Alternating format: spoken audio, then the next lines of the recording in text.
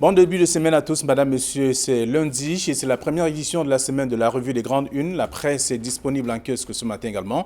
Vous aurez l'occasion de parcourir la nouvelle expression qui parle d'arrêt des poursuites, le film de la libération de Kamto, c'est le grand titre du journal, l'audience de mise en liberté, la levée d'écrou et bien entendu l'arrivée même à son domicile du leader du mouvement pour la renaissance du Cameroun ont été marqués par une effervescence populaire. Maurice Kamto, selon lui, si certains pensent que le fait d'être libéré, c'est la fin de la lutte, alors ils n'ont rien compris. Alain Foguet, pour sa part, c'est maintenant que le combat monte donc en puissance. Valsero se pose toujours la question, jusqu'à présent, on ne m'explique pas encore qui va payer la facture de mes 8 mois d'emprisonnement. C'est ce qui est contenu dans le dossier proposé par la nouvelle expression de la page 2 à la page 3. Le journal parle également du dialogue. 5 jours de pas sur place, c'est ce que dit la nouvelle expression en page 5 et 12. Donc le grand dialogue national s'est donc achevé sans véritable avancée sur le plan du contenu donc de la décentralisation et sans soutien, sans solution concrète donc à la crise anglophone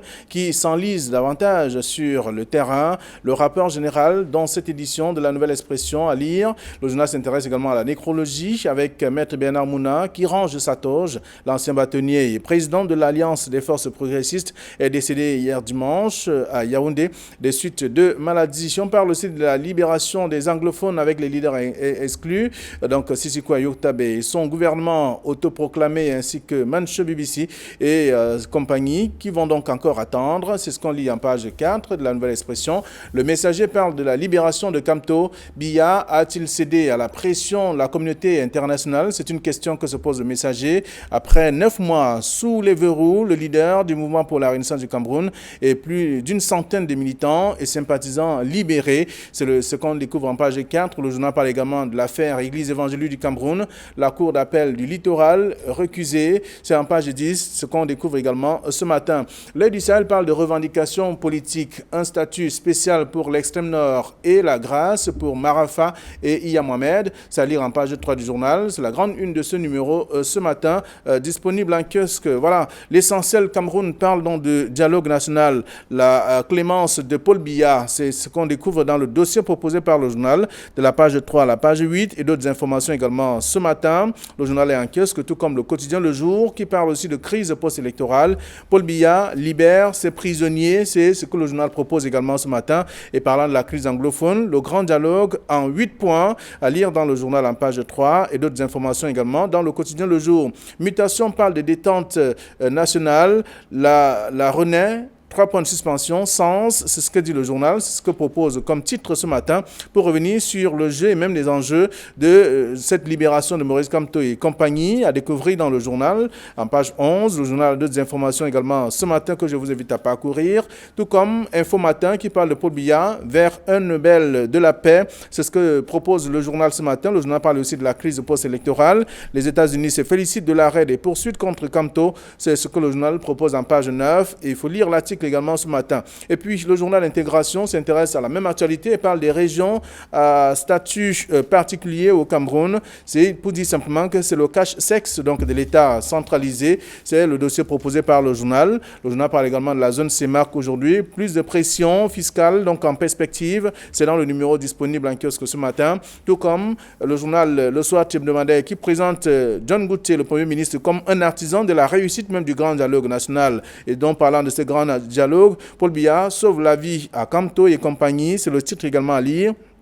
Et la sortie donc de Saint-Éloi Bidon à lire dans le même journal à la suite de ce dossier proposé par le Soir hebdomadaire. Le journal parle de ce grand dialogue national et pose une question. Pourquoi John Gouttier ignore Baba Dampolo? C'est une question également à lire ce matin dans le journal, disponible en kiosque ce matin. Le journal est aussi disponible. Il y a bien d'autres tabloïds, notamment le journal Émergence qui parle de Yaoundé, les noms dits même de la libération de Maurice Kamto à découvrir dans le journal, qui parle également de recommandations du grand dialogue national.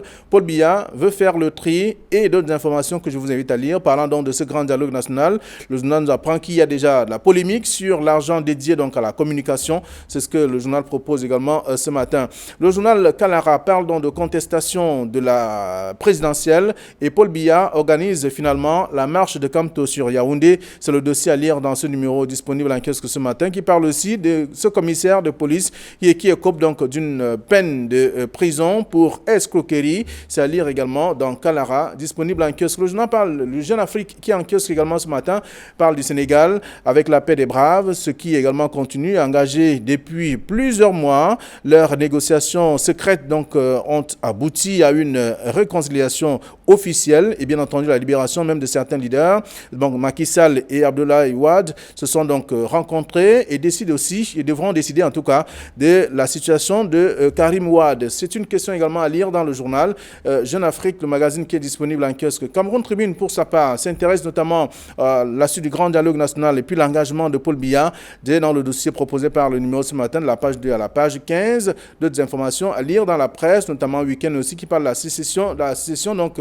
une éventuelle ou une aventure, avec également d'autres statuts et les résultats attendus par les Camerounais. C'est ce que la presse propose ce premier jour de la semaine. Vous aurez l'occasion de parcourir les tabloïds. Et sur ce plateau, nos invités sont déjà installés. Bonjour Bernard Batana. Bonjour Flavien, bonjour Thierry. Good morning Bamenda, good morning Bouya. It's a pleasure to be there. Just 3 words. 3. Lord have mercy. Thank you. Bonjour Thierry Ngepé. Bonjour Flavien Dongo, je renvoie la politesse à Bernard Batana. Je dis également bonjour aux téléspectateurs qui nous suivent avec beaucoup d'entrain en ce début de semaine. Et voilà, nous allons faire le tour de quelques tabloïds puisque la presse est disponible en kiosque. Les lecteurs auront l'occasion de parcourir les journaux. Nous restons sur l'essentiel avec des titres ce matin. Arrêt des poursuites, le film de la libération de Kamto, c'est ce que propose la Nouvelle Expression. Et on va lire également la même actualité dans Le Messager, parlant d'une question également. Biya a-t-il donc cédé à la pression de la communauté internationale pour la libération de Maurice Kamto et compagnie? Et aussi l'Œil du Sahel qui parle donc de revendications politiques, un statut spécial pour l'extrême nord et la grâce pour Marafa et Iya Mohamed. Alors, je pense que tout ce rendement qui a été relayé dans la presse se résume en un seul mot, de crispation. De crispation de la situation sociopolitique au Cameroun. Je pense qu'avec la libération de Maurice Kamto, c'est un nouveau départ et c'est le journal Mutation qui a eu le mot renaissance. Une nouvelle naissance de l'action politique au Cameroun. Désormais, comme ils aiment bien à le dire au MRC, la balle est au centre. Il faut qu'on joue désormais. Qu'on fasse table rase de ce qui peut se passer dans le passé et qu'on organise maintenant les élections. La condition étant qu'il y a un arbitre dans ce jeu. L'arbitre, c'est la loi électorale. Il faut que les lois électorales soient conformes, il faut que les lois électorales soient disponibles de sorte que les chances qui sont offertes aux différents partis politiques qui vont rentrer bientôt à compétition soient les mêmes. Voilà les leçons qu'il faut tirer. Voilà ce qu'il faut voir en cette libération de Maurice Kamto. Ce n'est pas la communauté internationale, ce n'est pas la magnanimité, c'est plutôt une nouvelle ère qui s'ouvre, une nouvelle ère politique. Et d'ailleurs, au sortir de leur prison, Maurice Kamto l'a dit, autant que Alain Fogué et Michel Ndoki, il s'agit d'une nouvelle ère qui s'ouvre au Cameroun, avec des nouveaux enjeux, les enjeux politiques, et que le jeu politique soit vraiment transparent et qu'il soit déblayé pour que tous les partis, à partir de ce moment, compétissent à armes égales. Voilà. Donc le titre de mutation, la Renaît, 3 points de suspension, sens, c'est pour dire quoi finalement? Après la libération des leaders du MRC. Je crois que Bernard a été assez disait sur la question. Moi, je pense qu'il s'agit effectivement d'une renaissance. Une renaissance, pourquoi? Parce que on risque de changer de paradigme, mais le climat social et politique, notamment et politique davantage, ne sera plus jamais comme avant, parce qu'il y a une sorte de renaissance, une renaissance d'une nouvelle classe politique. Vous avez vu tout au long, notamment du grand dialogue national, des sorties de Cabral Libi, Serge Espoir Matomba et les autres. Donc, la politique au Cameroun est en train de se redessiner. On a comme l'impression que même au sein du corps social, cette renaissance est également en train de toucher les uns les autres. et il y aura une sorte de redéfinition des cadres, qu'on le veuille ou pas, avec les élections qui sont annoncées. Si tout se passe bien sur le calendrier électoral est respecté d'ici au mois de février 2020. Maintenant, comment peut-on voir cette renaissance? Vous avez écouté, et c'est pour ça que je dis que les médias, notamment la presse écrite, est obligée de se redéfinir avec l'avènement des réseaux sociaux et de la télé, la radio, qui sont directement des médias de l'immédiat. Il faudrait effectivement comprendre, parce que tout ce qui est dit là a suffisamment fait le tour des réseaux sociaux tout au long de ce week-end. Il faut donc, et Maurice Kamto l'a dit, penser au changement par les urnes. Il a bien dit que le combat continue, mais ce combat va continuer dans les urnes, plus dans la rue. Il s'agit justement de la décrispation, Bernard l'a dit tout à l'heure. On espère justement que les uns et les autres ont finalement compris et qu'au sortir de ce grand dialogue national, il y a des résolutions qui ont été prises et ces résolutions pourront certainement être capitalisées. Le chef de l'État l'a souligné, elles seront étudiées avec beaucoup de munitie et appliquées à la limite de leurs possibilités. Donc, on espère qu'on arrivera à cela et que ce climat de tension qui a longtemps meublé la scène politique camerounaise va voir un nouveau visage. Il y aura beaucoup plus de décrispation. Les marches du MRC, vous vous rappelez, qui étaient descendus dans la rue pour revendiquer la victoire volée du RDPC, comme ils aiment à le dire. On espère que ces marches n'iront plus dans ce sens et que toutes ces énergies vont maintenant se focaliser au regard des propos de leur leader, notamment Maurice Kamto, le professeur Maurice Kamto, vont se focaliser pour l'organisation ou pour une participation optimale aux prochaines consultations électorales. Maintenant, quel est l'apport de la communauté internationale dans ce jeu? Il est clair que la communauté internationale a joué un rôle des plus importants dans cette décrispation-là. Il y a eu beaucoup de rencontres, parfois à huis clos, parfois secrètes. Vous répondez à la question du quotidien Le Messager là maintenant. Qui ont été menées jusque-là. Et il faut également voir en cela la volonté du président Biya à pacifier la scène politique camerounaise, parce qu'il se serait bloqué à ce niveau que les choses n'auraient pas suffisamment évolué au-delà de tous les conseils, au-delà de tous les engagements, au-delà de toutes les menaces, que les choses n'auraient pas bougé. Il reste et demeure quand même le président du Cameroun jusqu'à nouvel ordre, et il était possible pour lui de bloquer le jeu politique à ce niveau, mais il a pensé effectivement, comme on l'a lu dans les différentes correspondances qui ont été signées par ordre par le secrétaire général de la présidence de la République, M. Ferdinand Gongo, qui soulignait effectivement avec emphase que le chef de l'État a une fois de plus pensé à la paix. Il est resté objectif, il est resté déterminé à penser à la cohésion nationale, à penser à un retour au calme. Et c'est la raison pour laquelle on peut comprendre qu'il a pris toutes ces décisions, et on peut comprendre justement que cela soit légitime. Cela va également nous aider au niveau de la scène politique à,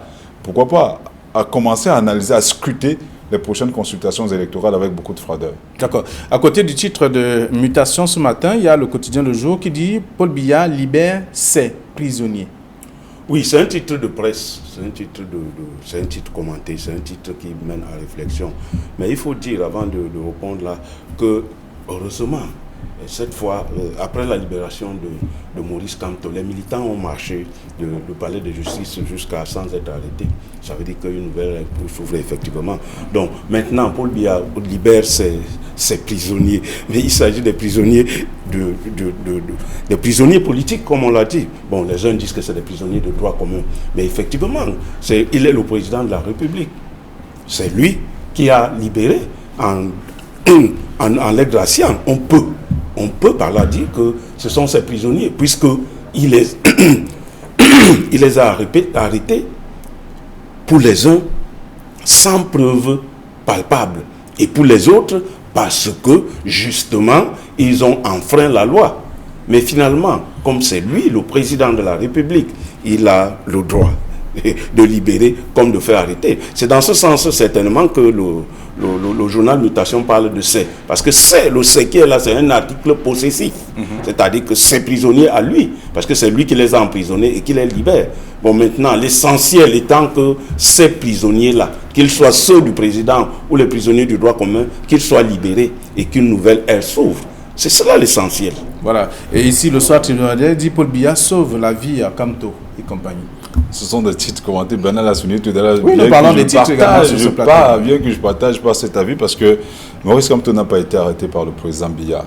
Il faudrait que la précision soit faite. Il a beau être le président du Conseil supérieur de la magistrature, il a beau être ministre, en fait, président de la République en charge justement de l'armée, avec délégation auprès du ministre délégué à la Défense, M. Betia Somon. Ce n'est pas le président Biya qui arrête les gens. Je crois que jusqu'à preuve du contraire, il y a eu des choses qui sont faites, il y a la justice qui s'est mêlée et ils étaient jugés au tribunal militaire. Et le président Biya a estimé, au regard des propositions, au regard de ses propres analyses, au regard d'un certain nombre d'éléments qui ne peuvent pas nécessairement être abordés sur ce plateau, il a trouvé bon qu'il fallait les libérer pour décrisper la situation, le climat sociopolitique au Cameroun, et je crois que cela a été suffisamment bien salué par la communauté à la fois internationale et nationale.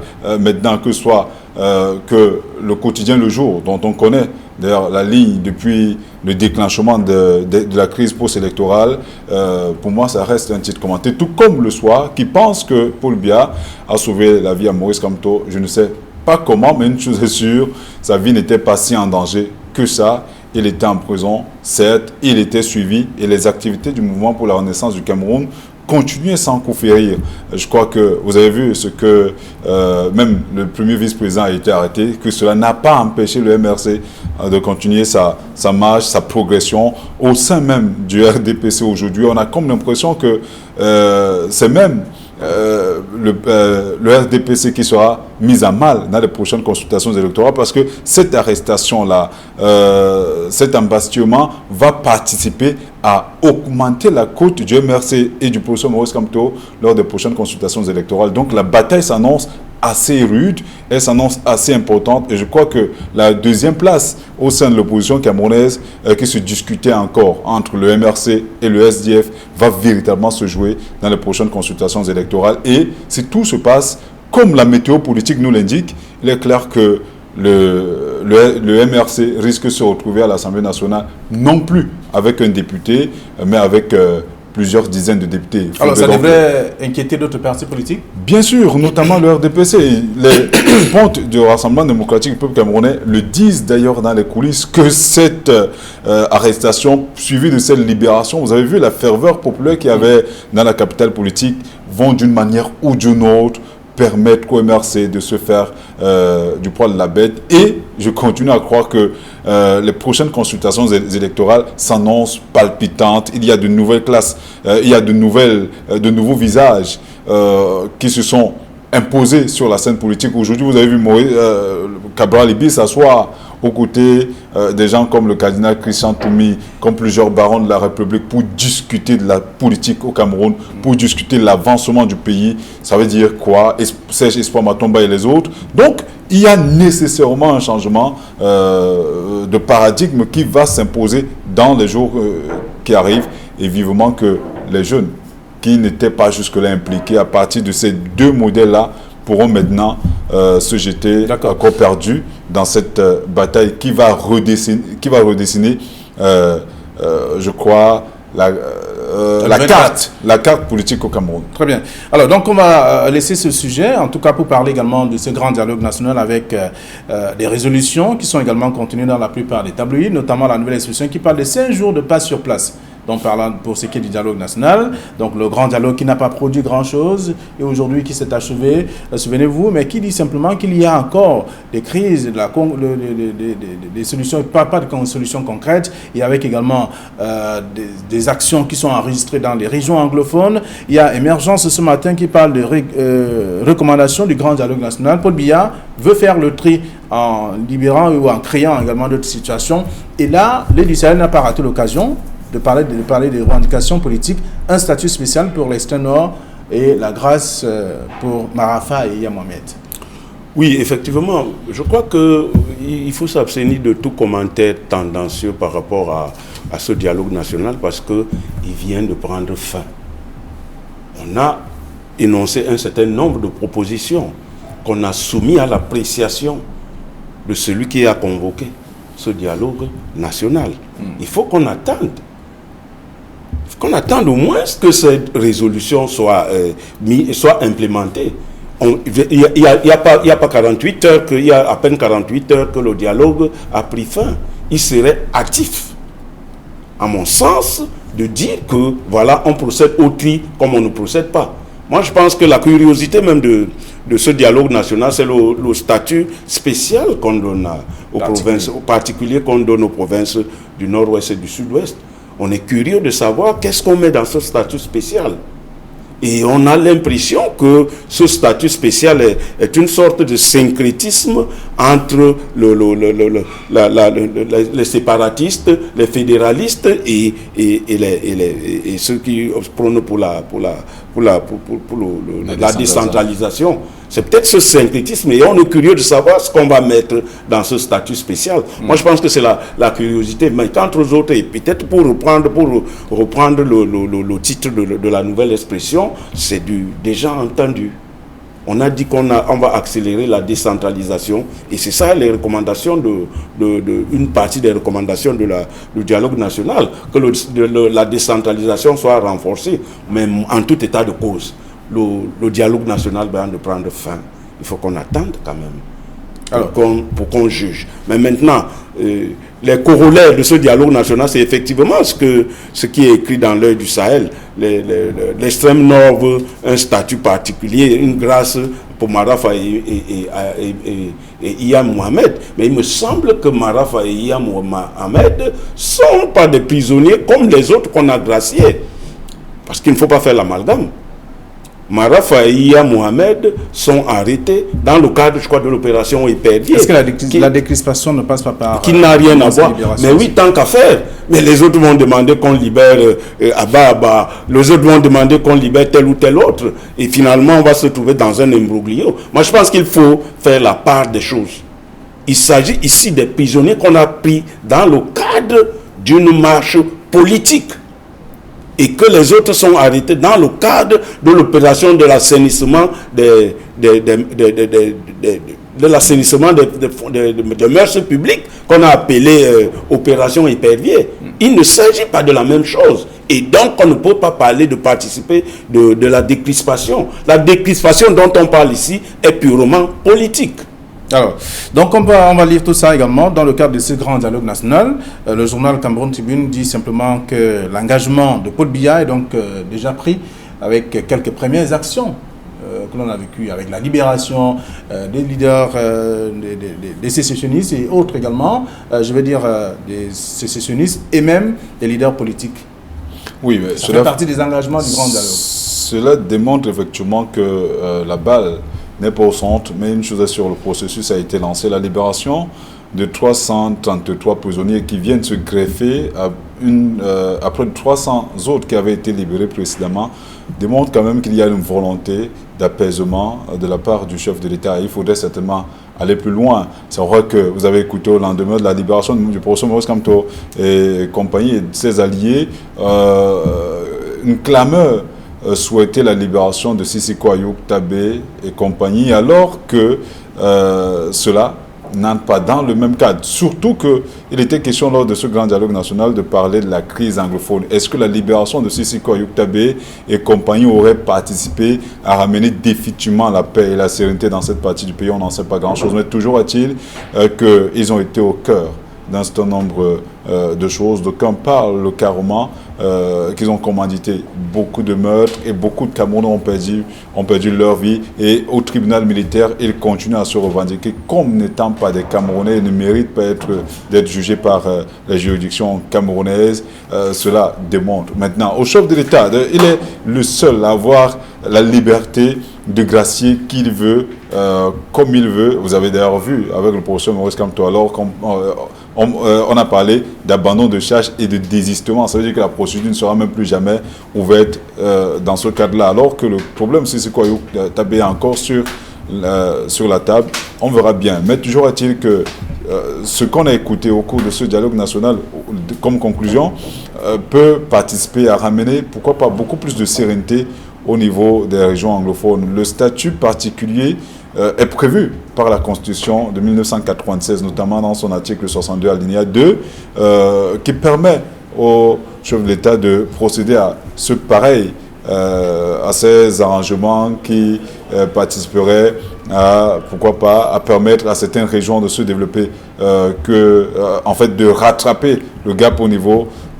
du développement. Mais on sait également que le Nord a également besoin de ce souffle, mais il y a eu beaucoup de décisions qui ont été prises. Alors, le Nord va profiter, en tout cas, de ce qui se passe en ce moment pour demander sa part de statut particulier, statut spécial aussi. Ben oui, bon, c'est une disposition prévue par les textes, par la loi fondamentale, mais il reste donc à celui qui fait appliquer, qui est garant de la loi fondamentale, de penser qu'il peut ériger le Nord, donner un statut particulier. Mais pour revenir sur Ayoub Tabé et les autres, lors du dialogue national, il y a eu une image captivante des jeunes combattants qui ont confessé qu'ils ont du sang entre les mains. C'était une occasion de se faire pardonner. Moi, je pense que le grand dialogue national était aussi cette occasion pour les uns et les autres de venir devant le peuple souverain pour confesser et se faire pardonner. Ayoub Tabé et les autres ont raté cette occasion de faire face au peuple souverain pour dire nous avons posé des actes, voilà nos motivations qui nous ont amenés à poser ces actes-là. Et qu'au besoin que le peuple souverain, parce que c'est très important, ça devait être très important pour eux, parce qu'ils n'auront plus une occasion de se présenter devant le grand peuple. Moi je pense qu'à ce niveau-là, le dialogue national a un goût d'inachevé par rapport à la situation du Nord-Ouest et du Sud-Ouest. Ok. Alors, il y a Intégration ce matin qui parle des régions à statut particulier au Cameroun, mais il dit simplement que c'est le cache-sexe de l'État centralisé.